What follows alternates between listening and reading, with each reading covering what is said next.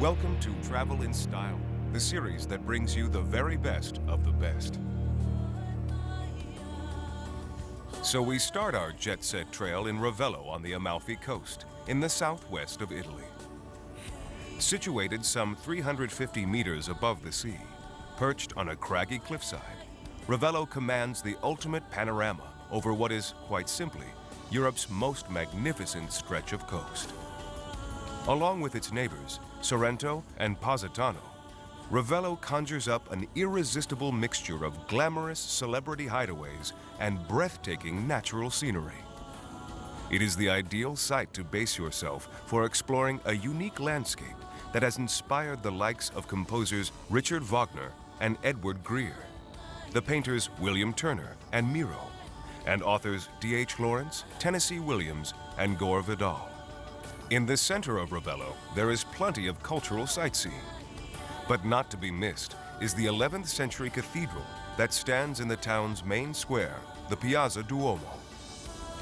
But perhaps the real joy spending time in this beautiful small village is to simply wander around the tempting boutiques, bars, and cafes that are hidden away down the narrow cobbled alleyways. It is no surprise that Greta Garbo successfully sought refuge from the crowds and prying paparazzi here in Ravello. Ever since then, it has become a favorite haven for Hollywood stars.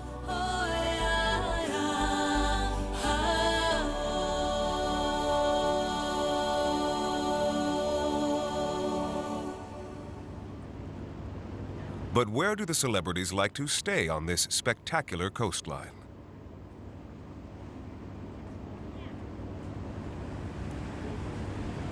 The name Hotel Caruso springs to mind. For over 100 years, this former 11th century palace has welcomed guests through its doors. Pantaleone Caruso and his wife Amelia rented 5 rooms in one of the wings from the owner Marquis d'Afflitto. Caruso named his venture Pension Belvedere, and the hotel immediately proved a success.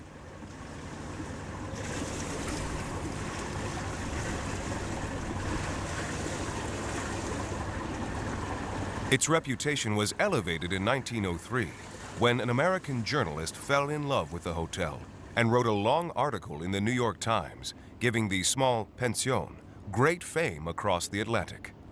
The press coverage brought wealthy Americans who wintered on the European Rivieras and sought out charming places to stay. They immediately adopted this remote little hideaway, and very soon the 5 rooms became 24, and so the entire palazzo was transformed into a hotel.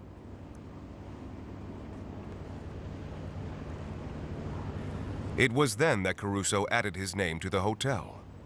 Its reputation drew an impressive list of prominent personalities from royal families to actors of the silver screen.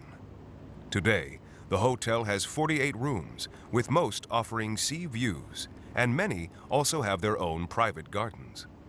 It remains successful despite some stiff competition from the relatively new Palazzo Sasso, another stunning 5-star deluxe hotel built in 1997, and the many 4-star hotels around Ravello itself. But what sets any of the world's luxury hotels aside from the rest is often its staff. You can often tell the quality of a hotel by the man who holds the golden key, or le clé d'or. The key is to an exclusive club established in 1929 for the hotel concierge, who is often expected to achieve the sometimes impossible requests of his mega-rich guests. There are now 3,000 members in over 50 countries who proudly display the gold-crossed keys on their lapels. Yeah, when they open the road, I will let you know. Okay? You're welcome. Bye-bye.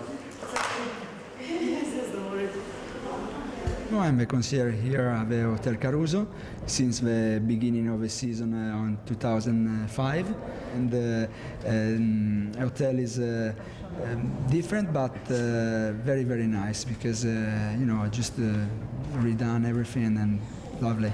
It's very nice, quite different as a location, and the people here in Ravello are very friendly, very warm and nice ambience. Even if you go out of the hotel, they like you feel home, you see, because they are very, very nice. I'm very proud of working here. I'm very proud of Caruso, of all the things here in Ravello, and the things I really like. Just the contact with the guests every day and try to help them and make them happy. Keeping the guests happy should be an easy task with bedroom accommodations like this. The rooms and suites are a delight.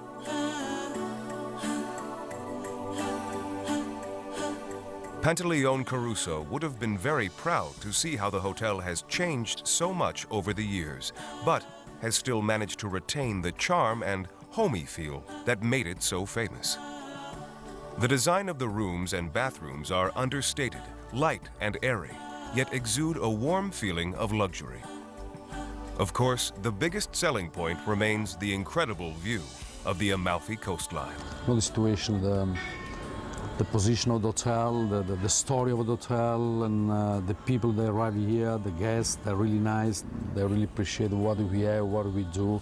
So more you get compliment, more you work better, and the guests are wonderful, the staff as well. I live for this job. It's inside of me is like a mission for me all my life, and I love this job. I don't do just to do it. I do with the pleasure, and then it'd be much easier for me and for my staff as well. I give a relaxing way to work. The guests appreciate that. They feel that. Here, the menu reflects Italy's traditional food. The real menu we have the anchovies from Cetara. It's not really from Ravello. It's from Cetara. It's near here, and then we have this packery. It's big pasta. Done it with the seafood, and it's really typical from the region. I'm really proud, really. The Caruso is inside, it's something, the name, the position, everything.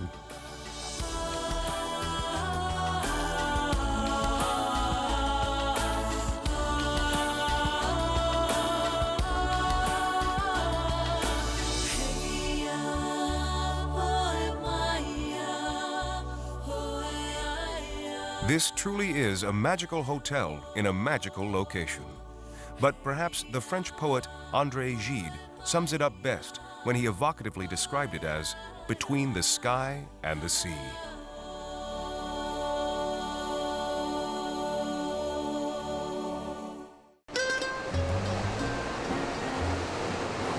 This time, we're visiting the wonderful region of the Algarve in southern Portugal. Maritime history, hillside villages, and beautiful beaches encompass this stunning area. It's an area blessed with architecture, character, and a warm year-round Mediterranean climate that welcomes visitors from around the world to experience the stunning scenery on offer. From the sandy beaches of the east to the majestically rugged cliffs in the west, this coastline is interspersed with cave-like grottos, traditional towns, and quaint fishing ports. To tell us more of this region is the well-informed João Massimo. The Algarve is located in Portugal, which is the southernmost country of all Europe, and the Algarve itself is also the southernmost province of Portugal. It's a beautiful area. We have great beaches. We are located in the west. We have beautiful little beaches along the coastline. Some of them you can only reach by boat. Most beautiful parts to visit doing a boat trip is obviously the west, due to the incredible coastline we have, to the cliffs all along the coast. And along those cliffs there are many caves, some bigger, some smaller, which you can visit. It's beautiful because you have a crystal clear water, reflecting sometimes, if the sun shines in the right position, reflecting on the upper side of the cave. So it's a beautiful visit to you. With a head for heights, you may well wish to take the view from above, but if not, then wander down the cascading steps that lead you to one of the small coves, and then board a local fishing boat for your own private tour. One of the most famous of all the spots along the coast is the Caves of Lagos. No visit to the Algarve should go without a trip to witness the striking structures that both wind and water have carved over the years from these limestone cliffs. Everywhere you look, there are interesting shapes and holes in the rock face that lead you into a hidden port. Here you can rent a boat and simply bob around for a perfect, lazy summer's day.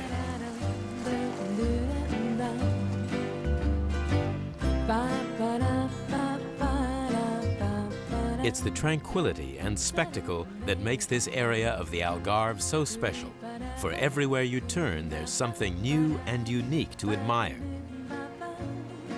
The scenery is quite spectacular. These clifftop walks, while not for the faint-hearted, are a joy for mind, body, and soul.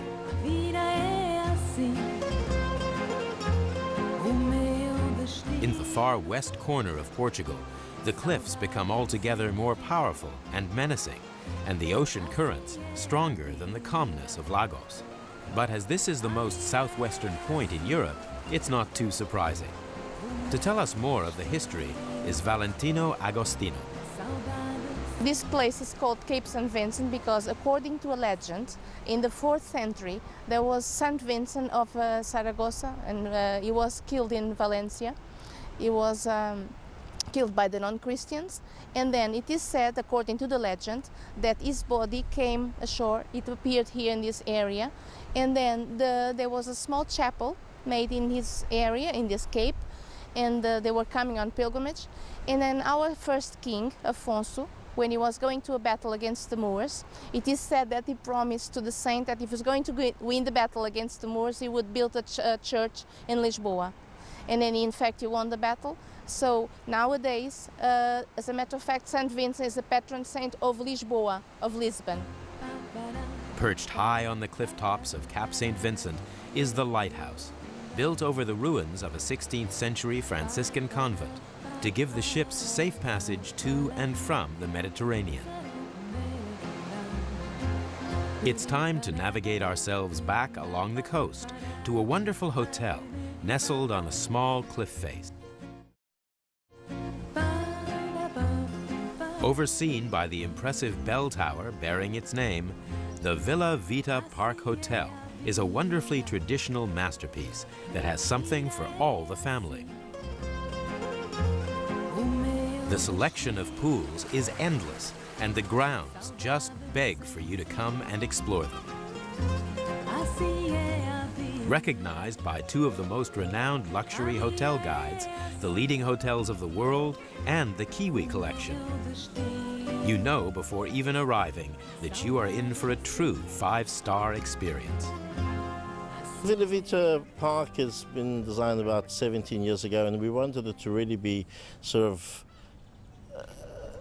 very reminiscent of what Portugal was in the old days, a little village with great Moorish and sort of Algarvian architecture, and sort of these whitewashed walls and beautiful chimneys and just great terracotta tiles and great landscape, and it's just a very warm village feel to this resort.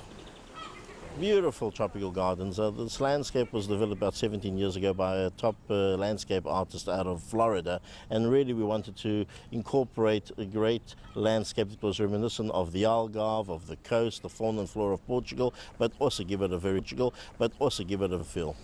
The villas are very private on the far end of the resort, and beautiful swimming pool. Very private sort of little oasis within the resort, and we really want that for sort of guests that want to come and stay for more than 10 days with families and just be totally away. And it's a little home away from home.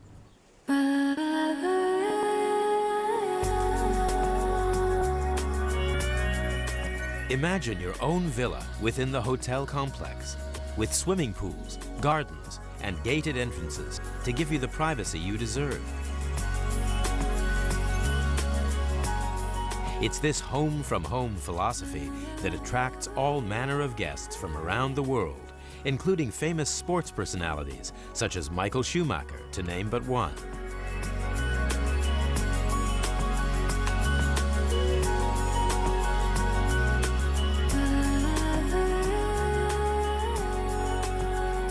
As this is an ocean resort, something that all the guests can share are the wonderful private beaches that adorn this property. We've got a beautiful little private beach down on the bottom of the cliff, which we really want to sort of make that a little oasis more for romantic couples. And obviously the families use the swimming pool. We also have a beautiful beach out in our beach club on the Oceanicos restaurant, which is only 5 minutes away. A meal here might just be the perfect way of finishing off your exhausting day of lying in the sun.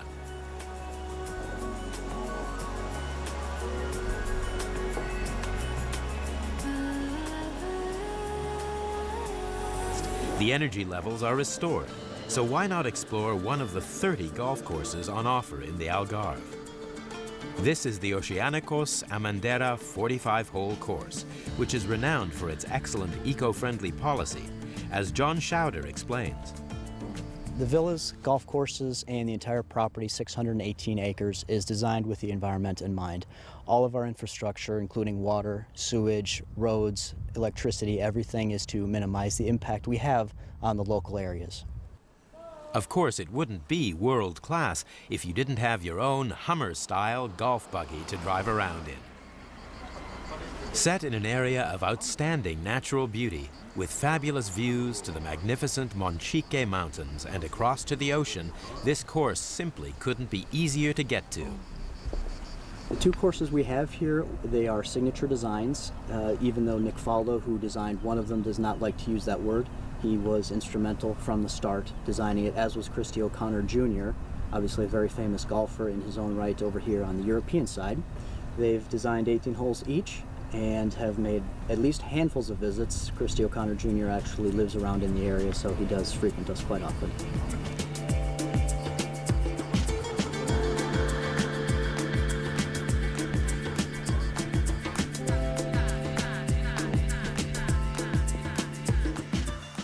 Golf is not just purely about the sport, it's also about the 19th hole, or in this case, the 46th.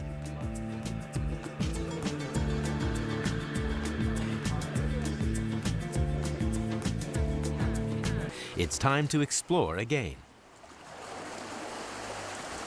The Sagras Fortress. It was the area where Prince Henry the Navigator decided to make a place where they could see better ships coming and going to Africa. We can say that Prince Henry was not really a navigator. We always say Henry the Navigator, but he was the father of the discoveries. The prince and his people appear to have been hugely instrumental in the way that we travel today. So Prince Henry was the man who had the ideas, so he put them together. And then the discovery started in 1415, when they went to Ceuta, North Africa. And then later on, we had the navigator from Lagos, Gilianos, who went to Cape Pujador in 1434. Then later on, Vasco da Gama, or 97, and then Pedro Álvares Cabral into Brazil. So all the navigation started here.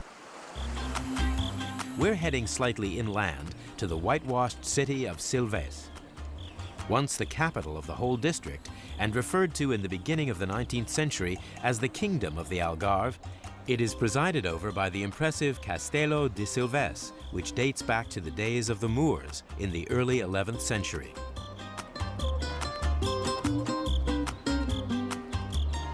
Most of the town and nearly all its ancient buildings were destroyed by the earthquake of 1755, but it remains enchanting, with its hilltop cathedral of Gothic design and ancient tombs.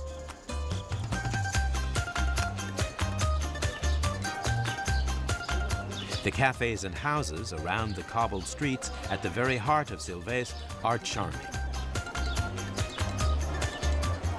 It's a very relaxed town, with hustle and bustle kept to a minimum. The locals greet you with a warm smile that shows just how proud they are of their home and its culture.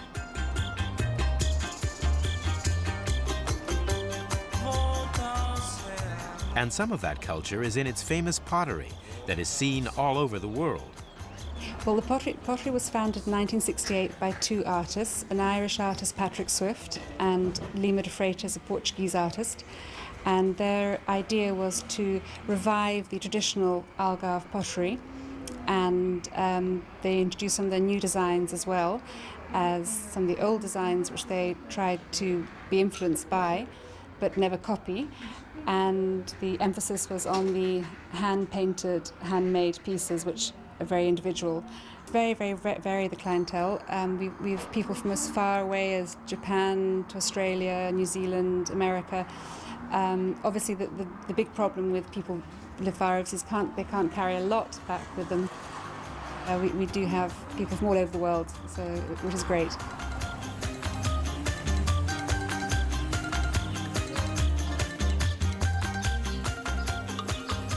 A short stone's throw from the potteries brings us to the lovely fishing port of Lagos, where our world-class trip to the Algarve will soon be coming to an end. Once the home of our friend, Prince Henry the Navigator, the town is steeped in history.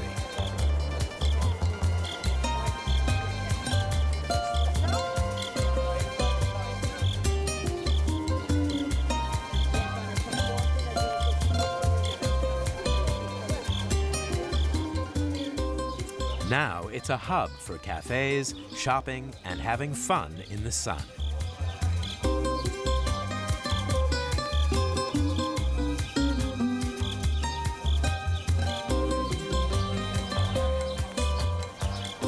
A statue of the boy king of Portugal, Dom Sebastião, presides over the main square, watching the tourists go by.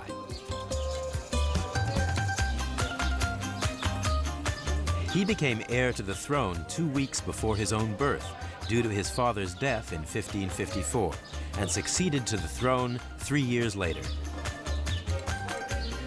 On the waterfront, protecting the town, is the Forte da Ponte Bandiera. Built in the late 17th century, it guarded the entrance to the harbor, where we find this excellent replica of the Caravel Boa Esperança. Set amongst the more modern-day gin palaces that can be found in the marina, it keeps hold of some of that ever-important history that visitors expect to find in Lagos.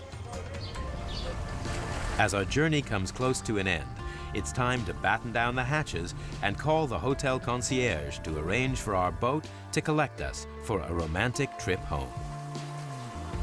Our captain has his crew set the scene as he sets the modern-day navigation systems into action. And off we sail along the coast, with a touch of bubbly to assist in getting the most pleasure from these wonderful views.